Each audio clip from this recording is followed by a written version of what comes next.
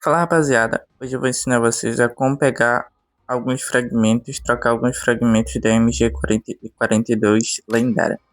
Você vindo em eventos, você consegue ir lá em caixa no canto superior direito, você consegue colocar lá e na segunda aba você consegue ver todos os fragmentos universais para ser trocados em fragmento das armas.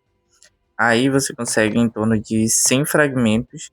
Infelizmente, fragmentos que sobram não tem como trocar. Infelizmente, só nas outras armas que vierem. Então você não consegue trocar. Outro também lá em cima, quando você aperta na primeira aba, você consegue ver os fragmentos vendidos por CPs. Então você consegue trocar CPs por fragmentos, né? Para você quiser desbloquear todos os fragmentos e conseguir desbloquear a MG42. É somente isso. E se você gostou, aproveita e me segue.